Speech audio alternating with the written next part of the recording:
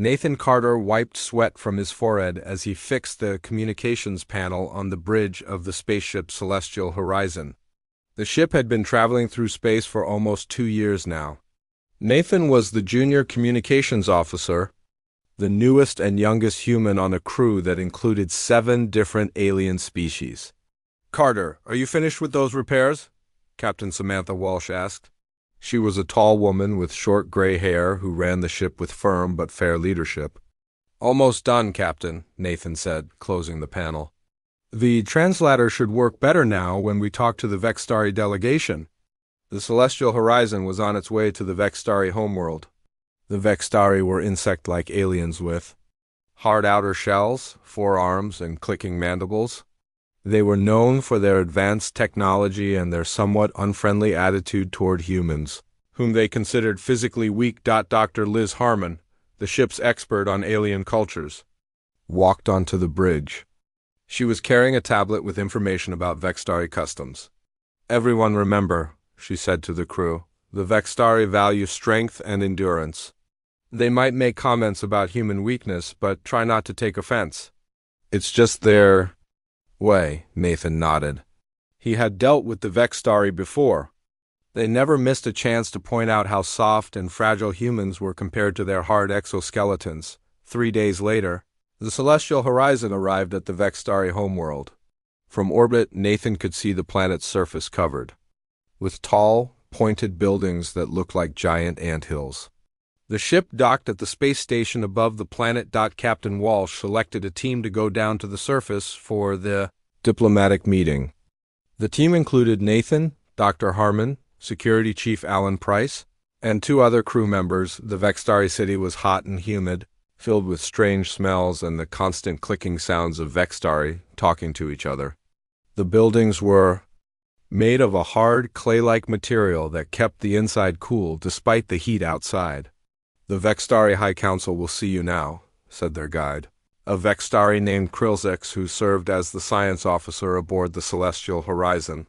The council chamber was a large round room with raised platforms where 7 elderly Vextari sat looking down at the human visitors.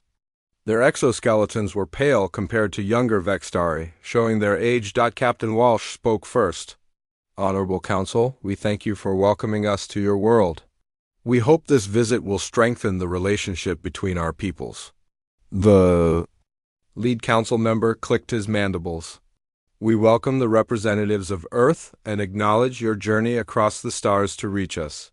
It shows determination, if not physical prowess." Nathan saw Dr. Harmon frown slightly at the thinly veiled insult, but she kept her professional smile in place. The diplomatic meetings lasted for 3 days. Nathan's job was to make sure all communications equipment worked properly and to help with translations when the automatic system struggled with Vextari expressions.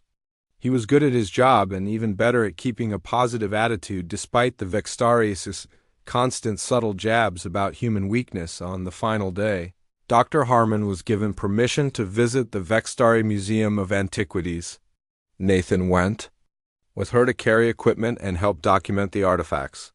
"This is amazing," Dr. Harmon whispered as they walked through halls filled with ancient Vextari tools, weapons, and artwork. Some of these pieces are over 10,000 years old. Near the end of their tour, they came to a display case containing what looked like a suit of armor. It was rust-colored with strange protrusions and multiple arm openings to fit a Vextari. Body, strange symbols covered its surface, faded with age. "What's this?" Dr. Harmon asked their guide. The guide, an old Vextari with a limp, clicked dismissively. "That is what we call a heritage artifact. Legend says it belonged to a great warrior from Clan Vextaru in ancient times. But it is just a ceremonial piece, not real battle armor." Dr. Harmon took several pictures and made notes about the armor.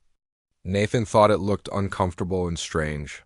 He couldn't imagine anyone actually wearing it in battle. Later that evening, the Vextari hosted a farewell dinner for the crew. It was Nathan's birthday, though he hadn't told anyone.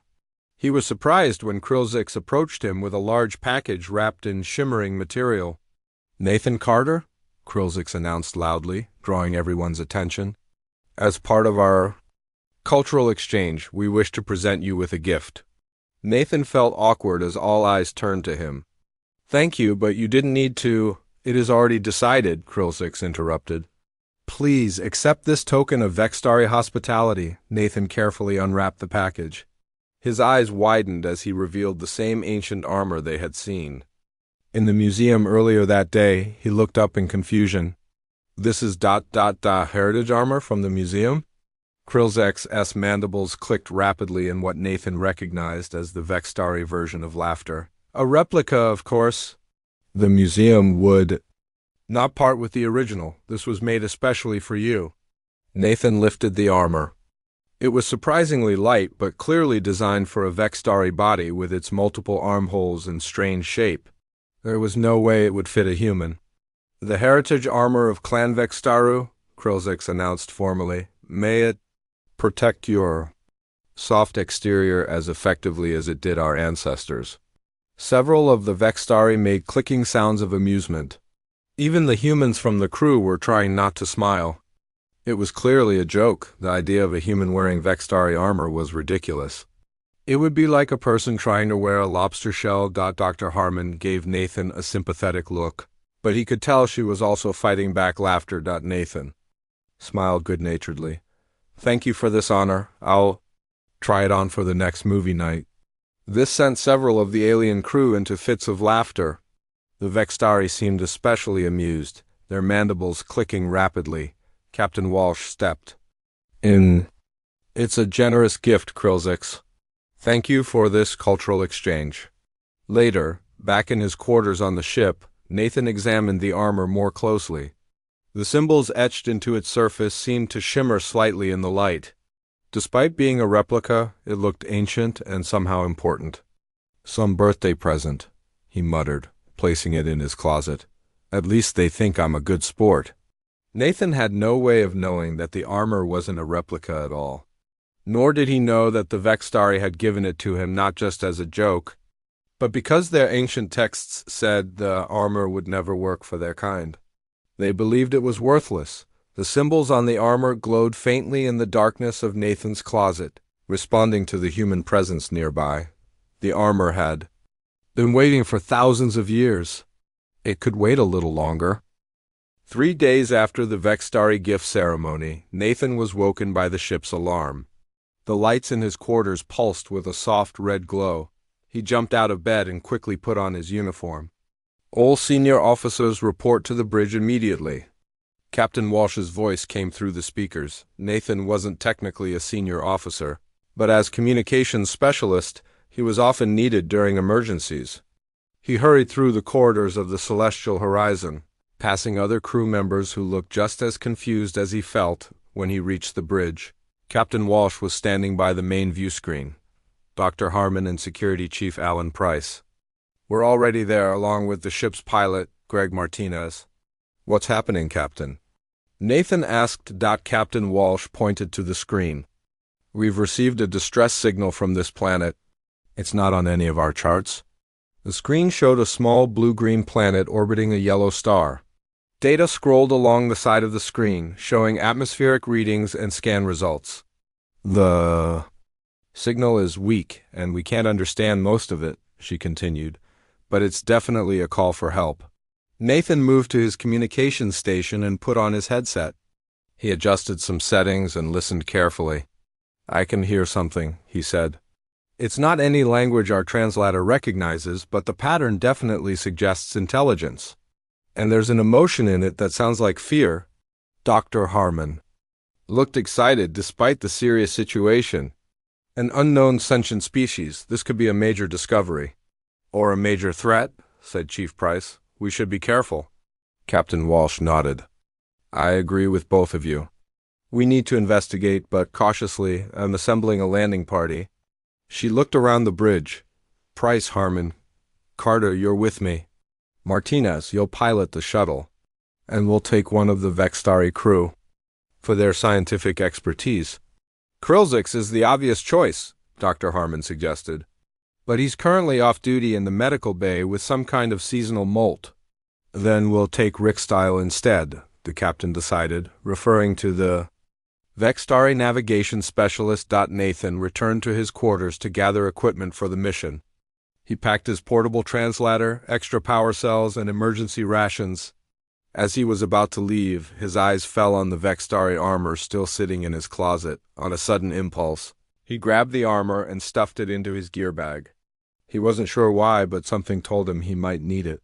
Maybe it was just to show goodwill toward the Vextari crew member who would be joining them.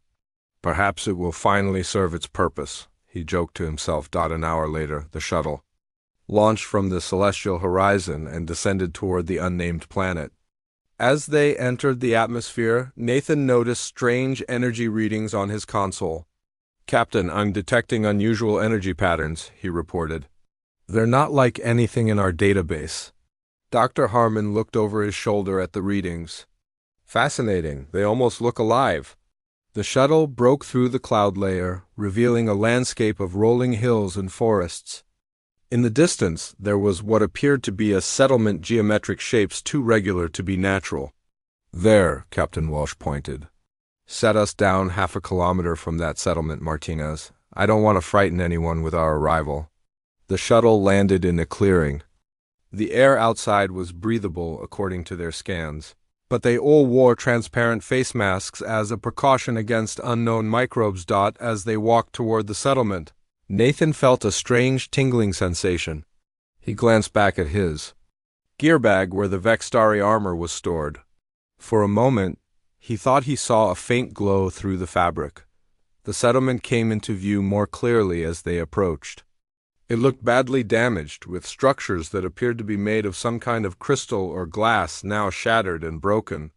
There was no sign of movement. "It looks like they were attacked," Chief Price said, his hand resting on his stun pistol. Dr. Harmon knelt to examine a piece of the crystalline material. "This is remarkable. It seems to be both grown and constructed, and look," she pointed to faint markings on the surface. "This could be writing." Nathan activated his portable translator and scanned the markings, but the device couldn't make sense of them.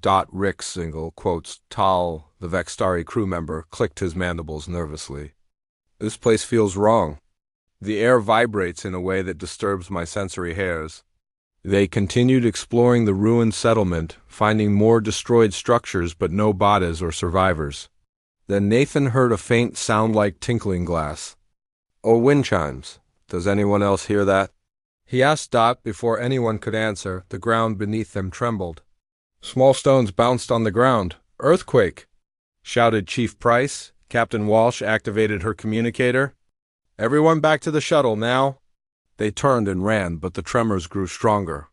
The ground cracked between Nathan and the others, widening rapidly into a deep fissure. "Carter!" Captain Walsh called from the other side. "Stay where you are. We'll find a way around to you." Nathan backed away from the edge as more cracks appeared in the ground. He looked for stable ground and spotted a cave entrance in a hillside nearby. He ran for it just as a violent shake knocked him off his feet. Inside the cave, Nathan caught his breath and activated his communicator. "Captain, Dr. Harmon, can anyone hear me?" There was no response, only static. The cave walls must have been blocking the signal. As his eyes adjusted to the dimness, Nathan saw that he wasn't alone. 3 beings huddled in the back of the cave. They were unlike anything he had ever seen. Their bodies seemed to be made of the same crystalline material as the buildings, but transparent and glowing with inner light.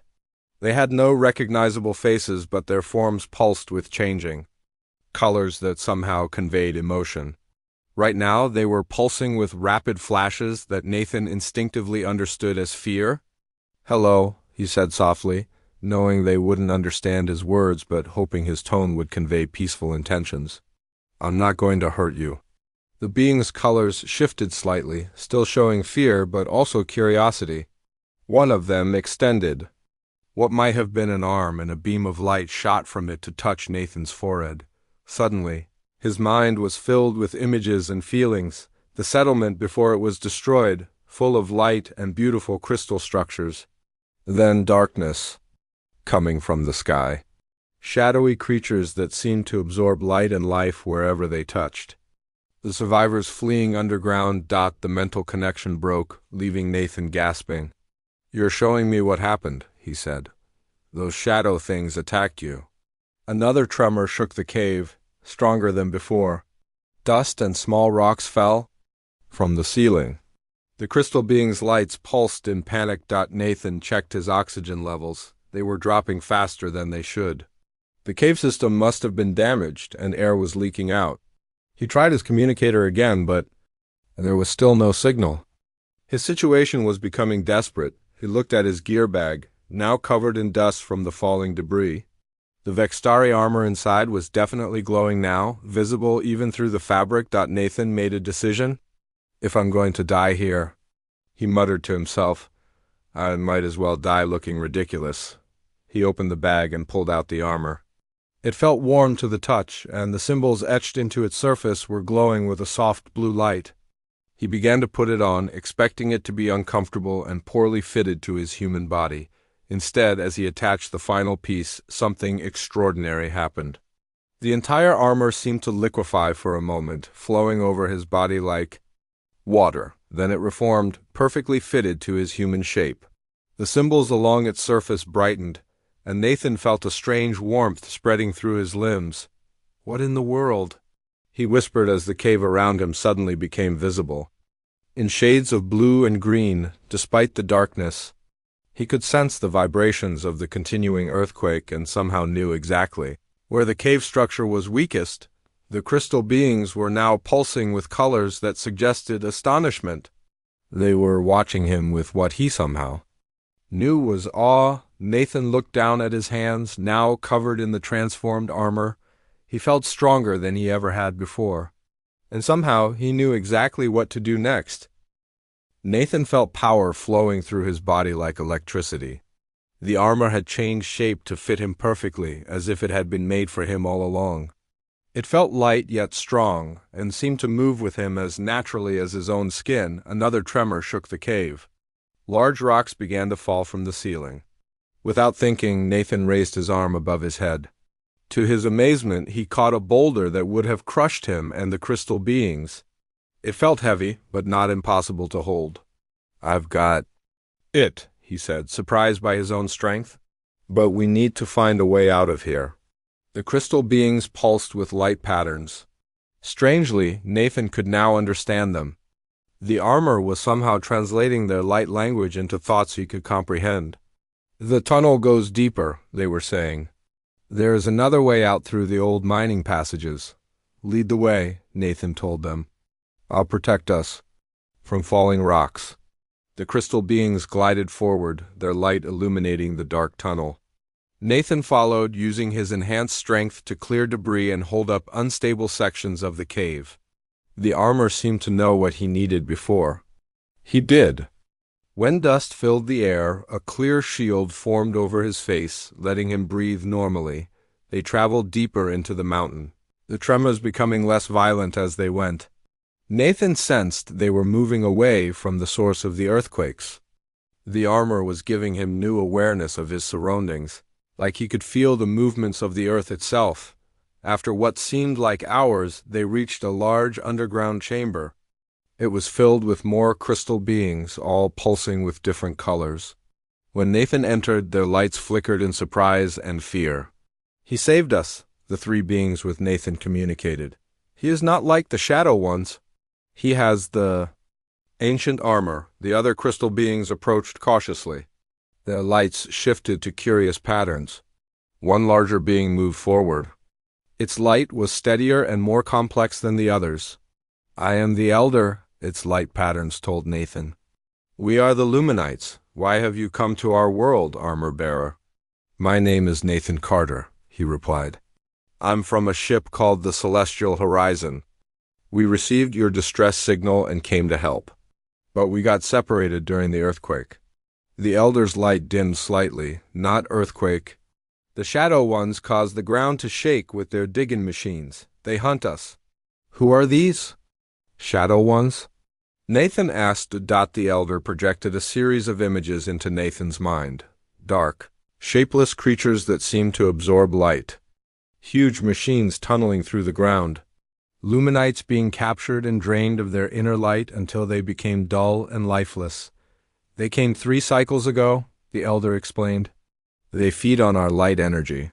They take it and leave. U.S. as empty husks, we few are all that remain of our colony. Nathan's heart ached for them. My friends will help you. We need to find a way to contact my ship.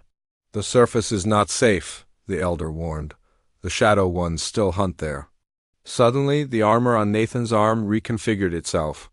A small panel opened, revealing what looked like a communications device, but far more advanced than anything Nathan had seen before. What's happening? He asked, more to himself than to the Luminites. Words appeared in Nathan's mind, as if the armor itself was speaking to him. Communications system activated. Connecting to compatible technology. Nathan watched in amazement as symbols appeared in the air in front of him, projected from the armor. They shifted and changed like the armor was searching for something. Can you reach my ship? Nathan asked aloud, more words in his mind. No compatible systems detected in orbit. Searching for local networks. The symbols changed again, and Nathan suddenly heard Dr. Harmon's voice. Repeat. Nathan, if you can hear us, please respond. We've been searching for hours. Liz, I can hear you. Nathan exclaimed. Nathan? Dr. Harmon's voice was filled with relief. Where are you? How are you communicating? Our scanners can't penetrate these caves. It's hard to explain, Nathan said. I'm safe, and I've found survivors, the beings who sent the distress signal. They call themselves Luminites. They're being hunted by creatures they call Shadow Ones. We've encountered them, Chief Price's voice cut in. Nasty things. They attacked us as we were searching for you. We managed to drive them off, but they'll be back. We need to get you and any survivors to the shuttle. Nathan turned to the elder. My friends can help evacuate your people. Is there a safe way to reach the surface near our landing site? The elder's light pulsed thoughtfully. There is an old passage that may lead there, but the Shadow Ones will be watching. How many of your people are here? Nathan asked. 42 remain, the elder replied. Many are weak from hiding. Nathan considered their options.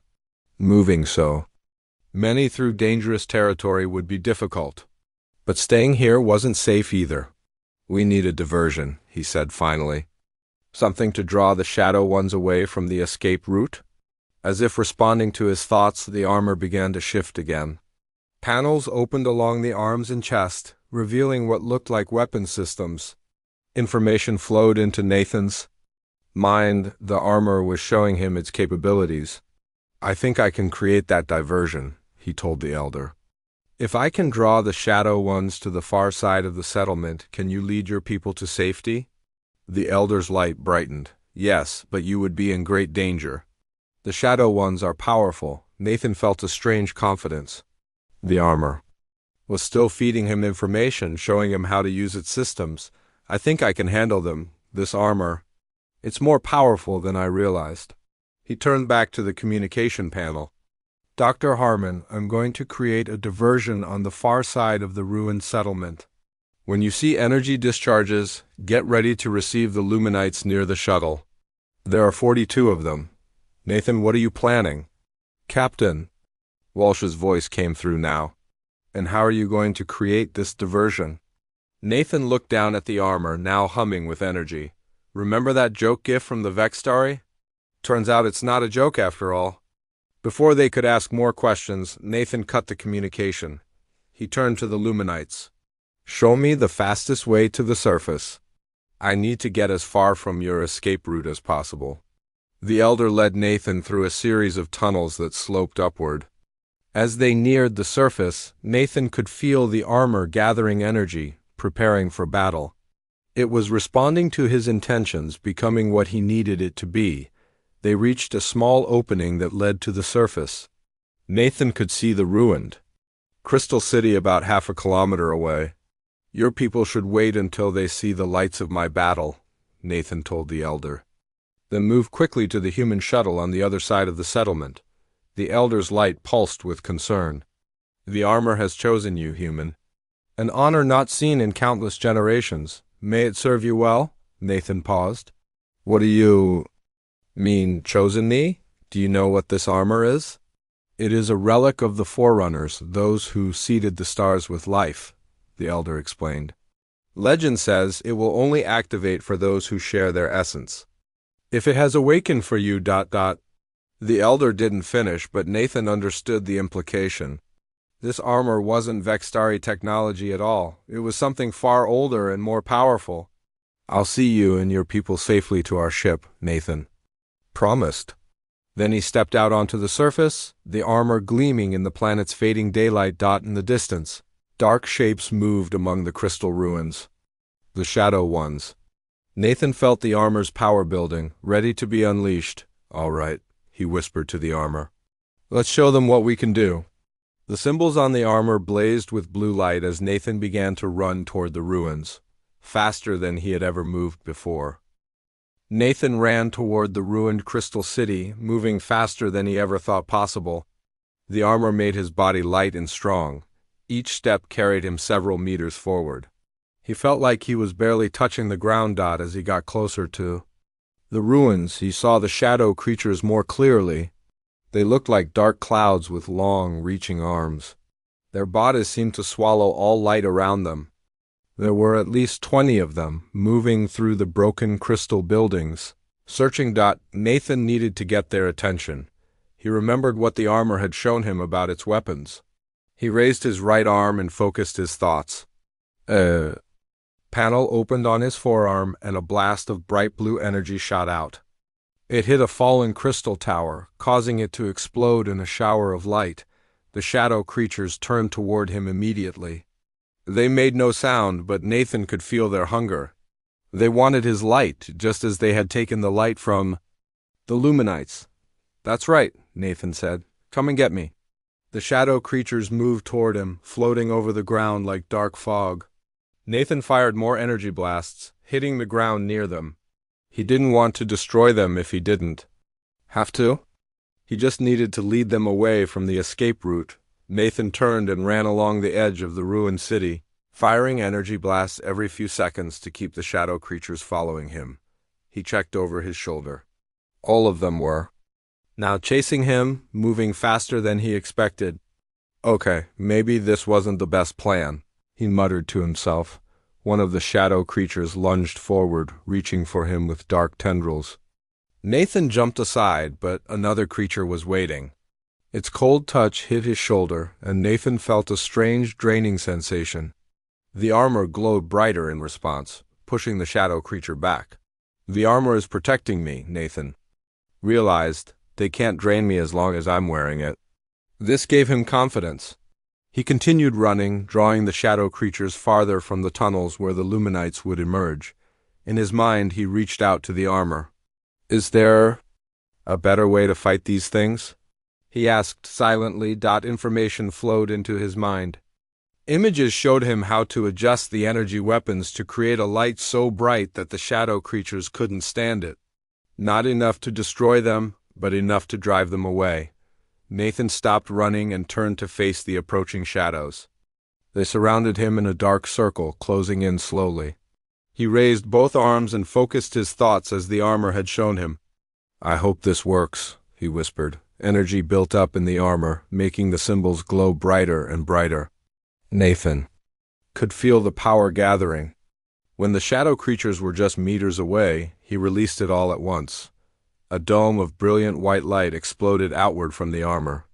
The shadow creatures recoiled, their dark forms twisting away from the light. They made no sound, but Nathan could sense their pain and fear. They retreated quickly, fleeing back toward the mountains on the far side of the ruined city. It worked, Nathan said, watching them go. The armor had used a lot of energy for that attack. He could feel it recharging slowly. He activated the communication panel on his arm. Captain? Dr. Harmon? The diversion worked? The shadow creatures are heading away from your position. The Luminites should be coming out of the tunnels now. We see them, Nathan, Captain Walsh replied. But where are you? Our sensors can't locate you. I'm on the far side of the city, Nathan said. I'll head back to the shuttle now. As Nathan turned to leave, the ground began to shake again. This time it was more violent than before. A huge crack opened in the earth not far from where he stood. Nathan jumped back just in time as the crack widened into a deep fissure. From the fissure rose a massive machine. It looked like a giant drill with dark metal arms extending from its sides. Inside a clear dome on top, Nathan could see one of the shadow creatures larger than the others. This had to be their leader. The machine turned toward Nathan. A beam of dark energy shot out from one of its arms. Nathan rolled aside, the beam missing him by inches. Where it hit the ground, all color and life seemed to drain away. This could be a problem, Nathan said to himself. He fired several energy blasts at the machine, but they bounced off its metal shell. The armor fed him more information, showing him that he needed to target the clear dome where the shadow leader was controlling the machine. The machine moved toward him, firing more dark energy beams. Nathan dodged them, using his enhanced speed. He needed to get closer to hit the dome, but the machine's arms kept swinging at him, trying to knock him down. Nathan spotted a tall crystal tower that was still partially standing. He ran toward it, the machine following. As he reached the tower, he began to climb, the armor making his movements quick and sure. The machine fired at the tower's base, making it shake. Nathan reached the top of the tower just as the machine approached. He was now level with the dome. The shadow leader inside seemed to stare at him, though it had no visible eyes. "Let's end this," Nathan said. He gathered energy for one powerful blast, aiming directly at the dome. Just as he was about to fire, the tower began to collapse from the damage to its base. Nathan lost his balance. He fell toward the machine, his shot going wild. Instead of hitting the dome, the energy blast struck one of the machine's arms, tearing it off. Nathan landed hard on top of the machine. The armor absorbed most of the impact, but he was stunned for a moment. The machine's remaining arms swung wildly, trying to knock him off. Nathan held on, crawling toward the dome. Inside, the shadow leader was moving frantically, controlling the machine's desperate attempts to dislodge Nathan. He reached the dome and placed his hand against it. The armor began to glow brightly. "You want light?" Nathan said. "Here's all you can handle." Energy flowed from the armor into the dome. Inside, the shadow leader writhed as it was exposed to the intense light. The machine's movements became erratic, then stopped completely. The dome cracked, then shattered. The shadow leader dissipated into nothing, unable to withstand the light. Nathan jumped clear as the machine began to collapse. Without its controller, it was just a lifeless shell. It fell back into the fissure with a thunderous crash. The ground shook one final time, then was still. Nathan stood at the edge of the fissure, breathing hard. The armor dimmed slightly, conserving energy. He could feel it was pleased, if such a thing was possible for armor. "Nathan? Nathan, do you read me?" Captain Walsh's voice came from his communication panel, sounding worried. "I'm here, Captain," Nathan replied. "The shadow leader is gone. I don't think the others will be back without it." "We've got all the Luminites aboard the shuttle," she said. "But we're picking up strange energy readings from your location. What's happening?" Nathan looked down at the armor, still glowing softly. "It's a long story, Captain. I'm heading back now. I'll explain everything when I get there." As Nathan turned to walk back to the shuttle, he noticed something strange. The symbols on the armor were changing, rearranging themselves. New information flowed into his mind, not about weapons or protection, but about history. Ancient history that went back millions of years. "What are you showing me?" Nathan whispered to the armor. The answer came in a series of images. Beings of light creating the first life forms on countless worlds. The same beings watching over their creations as they evolved. Conflict with the shadow creatures who fed on the light of life. And finally, the creation of special armor for chosen guardians. Nathan stopped walking, overwhelmed by what he was seeing. The Forerunners, they created all of us? Humans, Vextari, Luminites, we're all their children. The armor pulsed once in confirmation. "And you were waiting for someone like me," Nathan continued. "But why me?" More images, humans with a genetic pattern that matched the Forerunners more closely than any other species. the armor being hidden on the Vextari world long ago. And finally, Nathan himself, with something in his genetic makeup that made him compatible. Nathan stood there, trying to process everything. He wasn't just a junior communications officer anymore. He was connected to something ancient and powerful. Something that could change everything the galaxy thought it knew about its history. "I need to tell the others," he said finally, and began walking again toward the shuttle where his friends and the Luminites were waiting. Nathan walked back to the shuttle, his mind spinning with all the information the armor had shared. The symbols on its surface continued to glow softly, occasionally shifting into new patterns. He felt connected to it now, as if it were a part of him. When he reached the clearing where the shuttle had landed, he saw Captain Walsh and Dr. Harmon waiting outside. Their eyes widened as they saw him approaching in the glowing armor. "Nathan?" Dr. Harmon called uncertainly. "Is that really you?" Nathan smiled. "It's me. I know I look different." Captain Walsh stepped forward, her hand resting on her stun pistol. "That armor got... What happened to you out there?" "It's a long story," Nathan said. "But we should get back to the ship first." "Are the Luminites safe?" Captain Walsh nodded. "They're all aboard the shuttle. Chief Price is looking after them. But Nathan, you need to explain what's going on. That armor is clearly not just a Vextari joke gift." "It's not," Nathan agreed. "It's much more important than that. But you might want to sit down for this explanation." Inside the shuttle, the Luminites were gathered in the cargo area. Their light patterns shifted when they saw Nathan, showing respect and gratitude. The elder moved forward. "The armor-bearer returns victorious," the elder's light pattern said. "The shadow leader is defeated." "Yes," Nathan replied. "They won't bother your people again." Captain Walsh watched this exchange with confusion. "You can understand them now?" Nathan nodded. "The armor translates their light language for me. And it's shown me other things, two things about where we all come from." As the shuttle took off and headed back toward the celestial horizon, Nathan explained everything he had learned. He told them about the forerunners who had seeded life throughout the galaxy millions of years ago. He explained how the armor was created to help protect their creations from threats like the shadow creatures. "So this armor wasn't made by the Vextari at all?" Dr. Harmon asked, excitement clear in her voice. "It's from an ancient precursor species?" "Yes," Nathan said. "And according to the armor, humans share more genetic similarities with the forerunners than any other species in the galaxy. That's why it responded to me. It was waiting for someone compatible." Chief Price frowned. "But why was it on the Vextari?" "Homeworld if it wasn't made for them," Nathan shrugged. "The armor showed me that it was hidden there long ago for safekeeping. The Vextari found it and mistakenly believed it was part of their heritage. They never could have activated it." Captain Walsh looked troubled.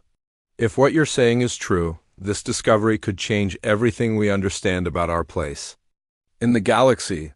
Some species might not take kindly to learning that humans have a special connection to the Forerunners. Especially not the Vextari," Dr. Harmon added. "They've always been proud of their supposed ancient lineage." The shuttle docked with the celestial horizon. As they prepared to disembark, Nathan turned to the elder of the Luminites. "What will your people do now?" he asked. "Your home has been damaged by the shadow creatures." The elder's light pulsed thoughtfully. "We will rebuild."